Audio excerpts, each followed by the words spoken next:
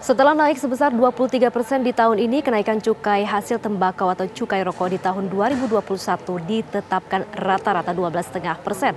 Pemerintah berdalih kenaikan cukai hasil tembakau bertujuan membantu kesejahteraan petani tembakau dan buruh industri rokok.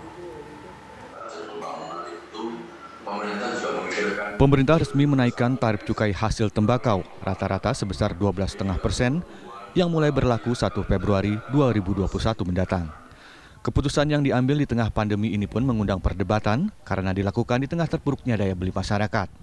Ekonom senior Indef Eni Srihartati menilai kenaikan tarif cukai hasil tembakau bisa memicu peningkatan peredaran rokok ilegal yang berpotensi menghilangkan pendapatan negara hingga 5 triliun rupiah.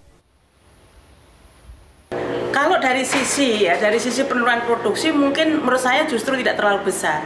Yang justru menggerus penerimaan negara itu adalah ketika terjadi peningkatan peredaran rokok ilegal yang semakin tinggi.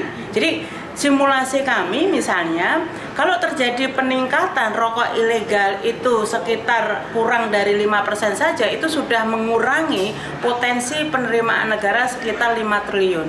Nah, kalau angka bea cukai menunjukkan bahwa angka peredaran ilegal di 2020 itu sekitar 4, sekian persen, ini kan baru dari yang hasil penindakan.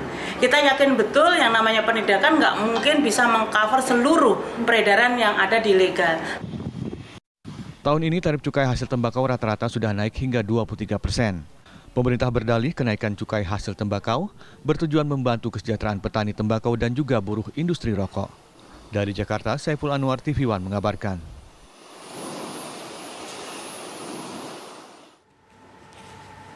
Sebelumnya, Menteri Keuangan Sri Mulyani menyatakan dana bagi hasil cukai rokok akan digunakan untuk membantu masyarakat, terutama yang hidup dari hasil tembakau, seperti petani dan juga buruh rokok. Dana bagi hasil untuk bisa memberikan bantuan kepada terutama masyarakat yang hidup dari cukai hasil tembakau ini seperti para buruh maupun petani. Namun kita juga minta 50% dari dana bagi hasil ini sekarang ditujukan bagi petani, buruh tani tembakau maupun buruh rokok.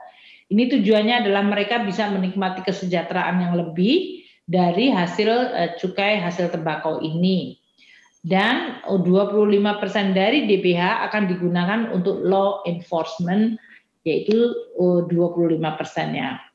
Ini kita harapkan akan bisa menyeimbangkan policy yang berhubungan dengan cukai hasil tembakau. Jadi tidak hanya melulu dari sisi penerimaan negara, tapi belanjanya dan ditujukan untuk membantu bidang kesehatan, buruh maupun petani kita.